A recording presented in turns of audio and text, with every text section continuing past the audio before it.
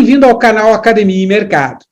Ao longo do mês de março, nós escolhemos trabalhar com a temática de tecnologias de reconhecimento facial.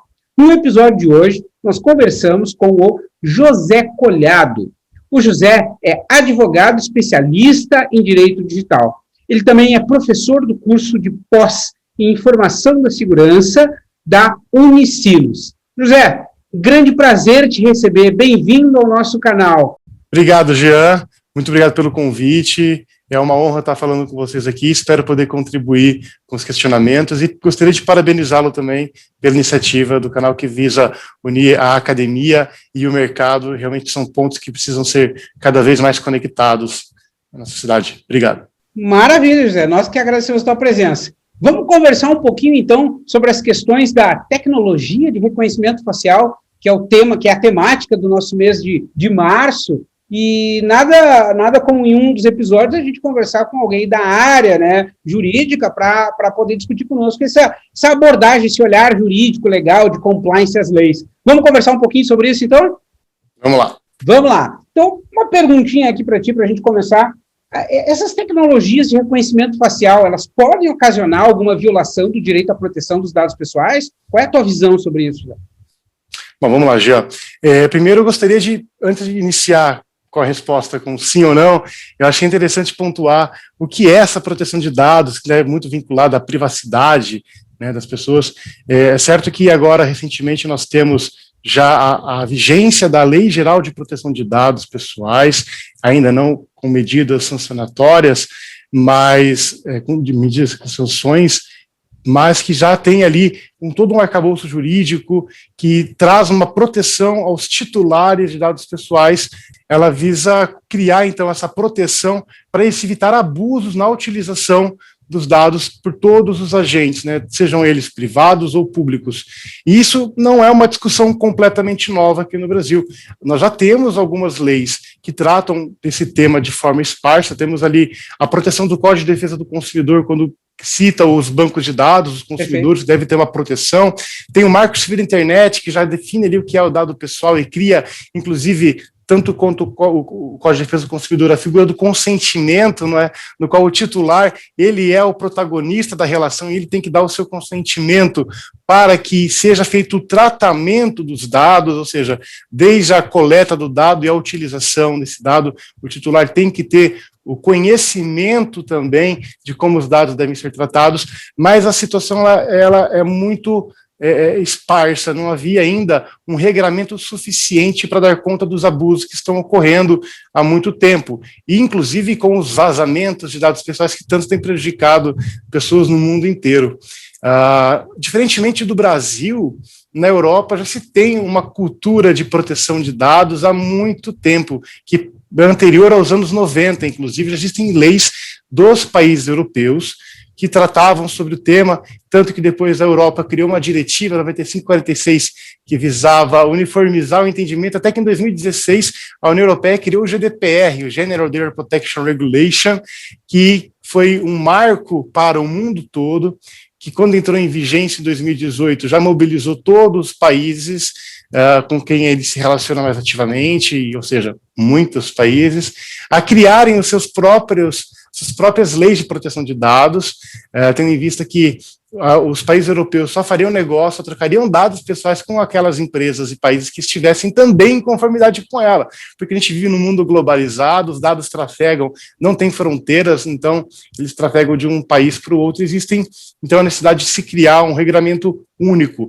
E no Brasil, a nossa lei, apesar de não ser tão extensa e tão concreta quanto a da Europa, porque a nossa é mais principiológica, ela abarca conceitos muito importantes que são compartilhados com o GDPR, criando aí um sistema muito uniforme.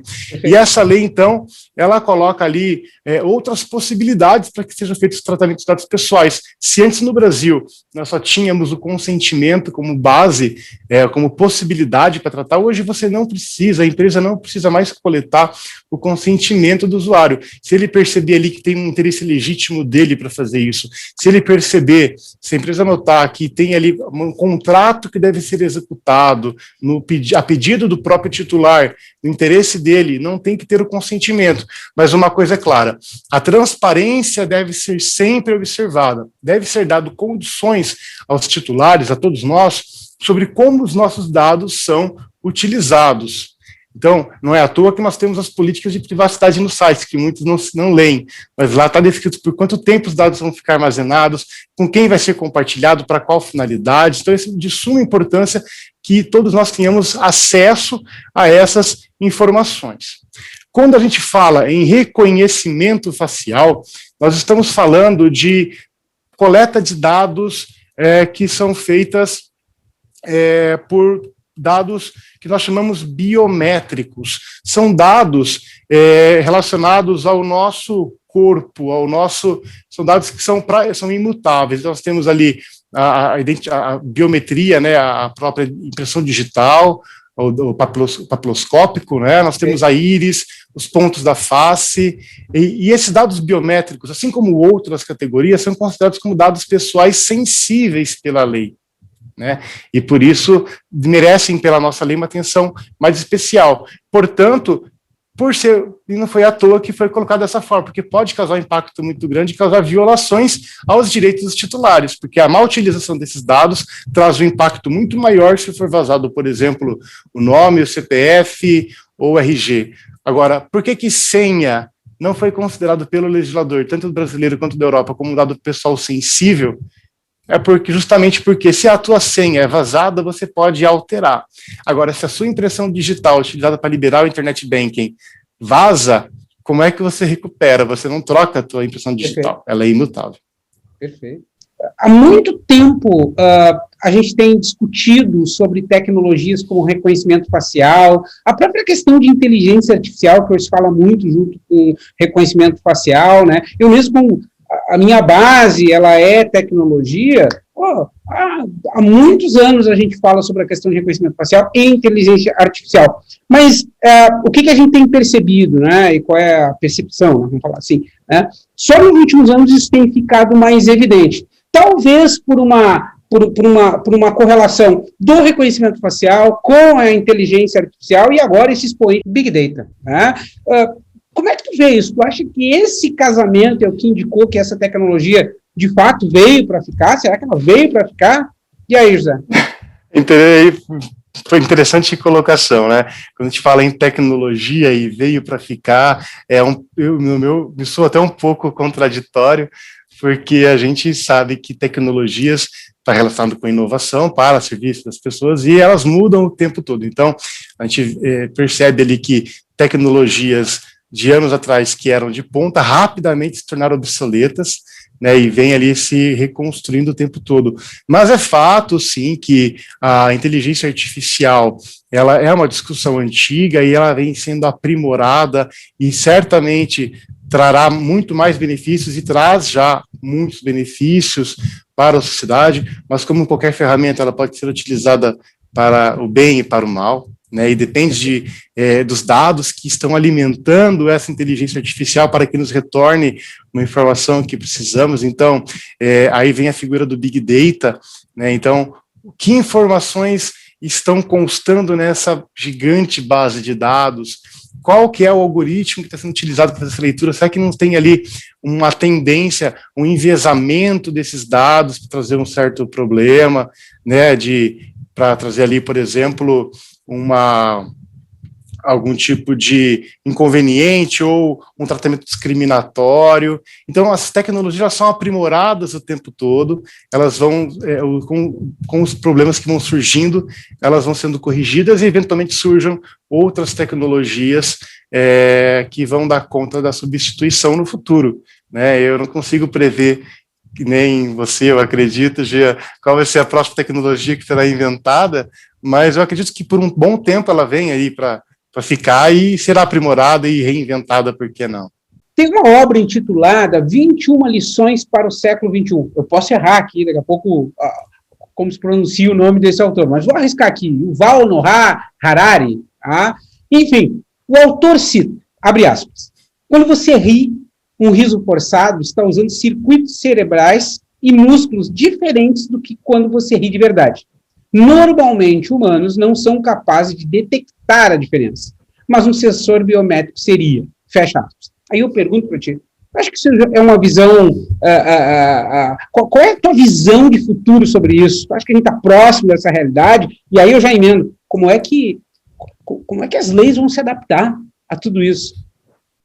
É interessante essa colocação. Vou começar de trás para frente, né? As leis, elas nunca acontecem antes de um fato social. Então, no direito, a gente tem um fenômeno que primeiro acontece o fato social, existe uma demanda de regulamentação, e aí o direito corre atrás de trazer soluções para suprir essa falta. Só que esse correr atrás, o processo legislativo, ele é lento, e aí quando se tem uma solução e que depois vai à discussão judicial, quando retorna, já está defasada, falando em tecnologia. Então, esse é um grande problema que nós, advogados e pessoas do direito em geral, enfrentam, porque o direito está sempre atrás da inovação, né? E, é claro, a inteligência artificial, reconhecimento facial, já tem uma utilização né, para desbloqueio de telas de celulares, para fechaduras inteligentes. Se você vai lá para a rede social, para o Facebook, né, você marca a sua foto, eu não estou aqui valorando se é positivo ou negativo, mas ele já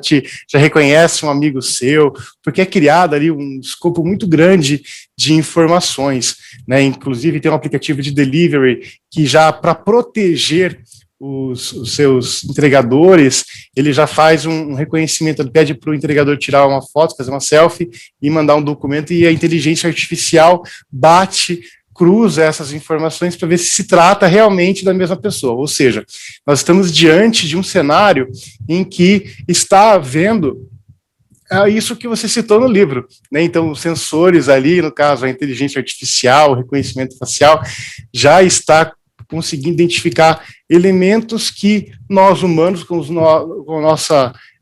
nossos olhos menos capacitados que os olhos do computador, do inteligência artificial, conseguem. E é um exemplo disso, inclusive, quando a gente vai para a medicina, né, vai ali para os laudos médicos, né, os exames de imagem, os radiologistas, os médicos radiologistas estão agora cada vez mais tendo as suas atribuições modificadas. Se antes dependia completamente do médico fazer aquela leitura daquele laudo, daquela imagem para emitir um laudo, procurando por anomalias que são dificilmente percebidas, a não ser por um clínico muito experiente, a inteligência artificial consegue fazer isso com muito mais precisão e com um tempo muito menor. E além próprio do uso na medicina, né, que os médicos cada vez mais fazendo uso dessa ferramenta em benefício à sociedade, nós temos também a questão, um evento muito importante, que é você conseguir definir, inclusive, o humor de uma pessoa, definir se essa pessoa está chateada ou não. Você consegue, com escopo de informações da própria Big Data, inclusive, se você faz uma conexão do que essa pessoa curtiu nos últimos tempos, dos sites que anda acessando, que horas que ela desliga o telefone, porque tudo isso são informações que estão mapeadas pelas grandes empresas de tecnologia, ou você consegue definir padrões de comportamento e fazer previsões, inclusive. E, falando em analisar o comportamento, a gente não pode esquecer do evento que nós tivemos recentemente, o acontecimento do metrô daqui de São Paulo, o metrô de São Paulo, com câmeras de reconhecimento facial dentro dos metrôs, em frente a anúncios, com o intuito de medir qual que era a emoção do consumidor ao ver aquela imagem, aquela publicidade estampada, se estava gostando ou não. Portanto, eu acho que chegamos sim a essa realidade, e cada vez mais aprimorada, com todos os seus defeitos e qualidades que ela existe, mas ela existe, né? Eu não estou aqui dizendo que ela é perfeita, nós temos vários problemas que devem ser regulamentados, inclusive pela legislação, para que se diminuam, né, esses efeitos. Tu tocaste num ponto que eu acho muito interessante e polêmico, né? E aí eu sou obrigado a citar uma teoria que, na realidade, que a gente chama de gráfico de Astroteller, não sei se você já ouviu falar, mas o gráfico de Astroteller, ele basicamente é uma curva, é um cruzamento entre as inovações que acontecem, né, versus a nossa capacidade de adaptabilidade, né? Vamos pegar aí exemplo aí, o Uber surgiu. Quanto tempo demorou para o Uber tomar conta do mundo e a gente se adaptar ao Uber. Hoje é difícil, sem fazer uma propaganda para o Uber aqui, mas é difícil tu imaginar assim, puxa, como é que eu me viro sem poder chamar um carro como Uber, por exemplo, ou seja um concorrente deles, né? Mas eu digo a similaridade de serviço. Então, existe essa correlação entre entre novas tecnologias e a nossa capacidade de adaptabilidade. Bom, o fato é que, segundo a teoria, o gráfico lá de Astroteller, essas curvas se cruzaram, ou seja, nós já passamos do momento em que nós conseguimos nos adaptar a uma tecnologia, ou seja, possivelmente, o que ele está dizendo, de forma resumida? É tão rápido e cada vez mais expoente, né, as novas tecnologias, que quando a gente nós queremos nos acostumar a uma tecnologia, ela já está defasada.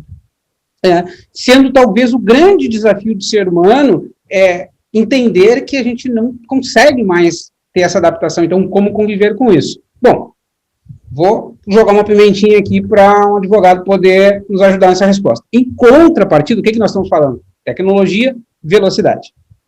E aí, em contrapartida, até puxando a tua fala aí na última pergunta, a gente sabe que não é só o processo, assim, quanto demora para se criar uma lei, né, por consequência, a lentidão, vamos falar assim, mas existe um processo natural, é que nem criar um software, né, existe um processo natural de criar um software, ou seja, há estágios para isso.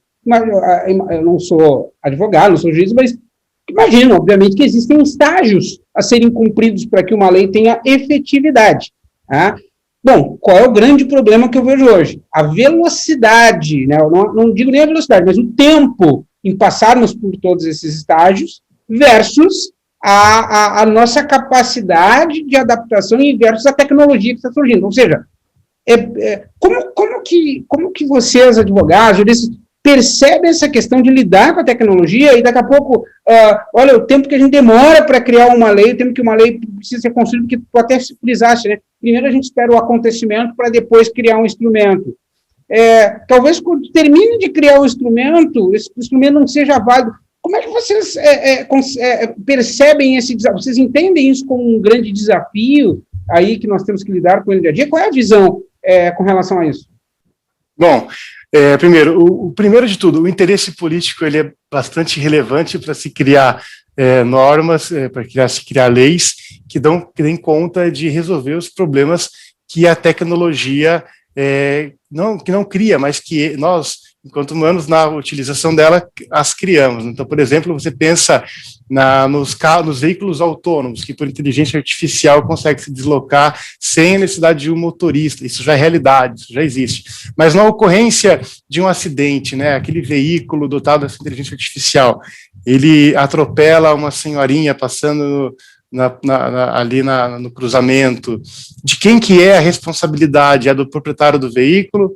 É da montadora do veículo, ou é da pessoa da empresa que desenvolveu o software da inteligência artificial? Então, são questões que também acabam beirando um pouco da ética, né, que são de difícil resolução, que envolve ali um processo natural de maturação, inclusive, do assunto.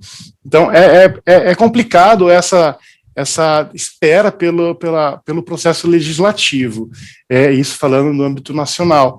Agora, muito tem se falado também, quando a gente fala de uso de tecnologias e direito, a gente fala em direito digital, e muito se fala em direito autorregulado, né, ou então um direito mais internacionalizado, no qual você utiliza estruturas já existentes, uma própria comunidade cria as próprias regras não escritas para dar as soluções, né? Então, talvez essa seja uma tendência, tal qual a gente está vendo agora com o próprio a Lei Geral de Proteção de Dados, que foi uma inspiração do GDPR, e os países todos estão em leis muito parecidas com a que foi feita pela Europa. Então, de certo modo, ali uma uniformização desse entendimento e uma corrida para adequação. E agora, recentemente já não tão, mas a Europa já está em fase de criação de uma normativa ali para o uso de inteligência artificial, dando conta da corrida necessária, os limites éticos para a utilização da inteligência artificial, do Big Data e outras tecnologias que se relacionam com ela. Bacana, José, tá? Sensacional a nossa conversa aqui, mas eu sou obrigado de fazer uma pergunta final. Eu queria te perguntar, assim, na tua visão, como é que tu acha que está a maturidade ou quão maduras estão as nossas leis no que tange as tecnologias de reconhecimento facial? E, por fim, quais os principais desafios tu acha que a tua área tem com relação a essa tecnologia, a regulamentação dessa tecnologia mais à frente? Perfeito, Jean.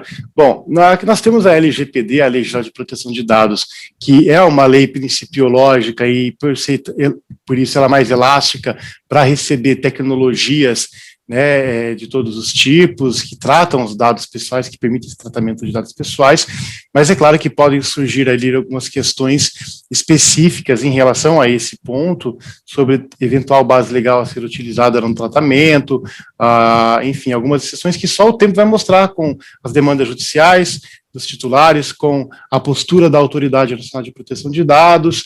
Então, tem que haver uma experimentação para se definir melhor o que falta ser feito ainda em relação a esse ponto. Porém, nós também temos uma outra visão. Nós já sabemos ali sobre reconhecimento facial, que já é muito utilizado, e algumas questões éticas estão envolvidas nesse ponto. Inclusive, sabemos que o índice de acerto dessas tecnologias ainda não estão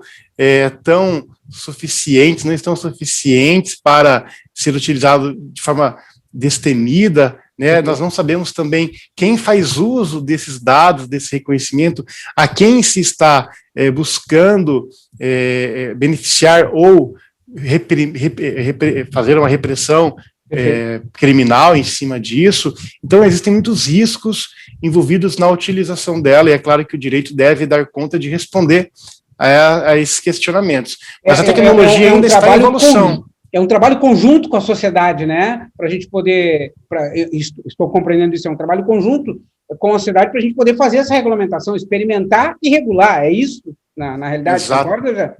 É isso mesmo, nós temos que, primeiro, como eu disse anteriormente, acontece o fato social, o direito se encarrega de buscar as respostas e dar à sociedade. Isso é um ciclo que vai acontecendo sempre, essa busca incessante por tornar a sociedade estável, né, regulamentando todos os conflitos existentes. Mas nós também temos outras leis aqui no Brasil que podem dar conta disso. Nós temos ali, por exemplo, o Código Civil, quando ele fala de responsabilidade civil em caso de má utilização das tecnologias, dão conta de responder a alguns impactos, só que talvez em algum momento isso se torne cada vez mais difícil de ser aplicado, porque a vida em sociedade muda em decorrência das ferramentas que são colocadas à disposição, que são as novas tecnologias. Perfeito. Zé, excelente a tua abordagem, eu acho que clarificou muito das dúvidas que eu mesmo tinha e que o pessoal que nos assiste, enfim, geralmente nos questiona. Nós gostaríamos de te agradecer profundamente a tua disponibilidade em participar aqui conosco e ficar o convite para te retornar ao canal, faça daqui a tua casa também. Muito obrigado, Zé.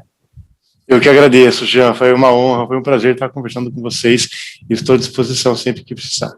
Maravilha. Espero ter contribuído. Claro, sem dúvida. E aí, pessoal, gostaram? Bacana a conversa, não é? Enfim, se tu gostou, dá aquela curtida, aquele like, te inscreve e nos ajuda a divulgar o nosso canal. Nos vemos no próximo.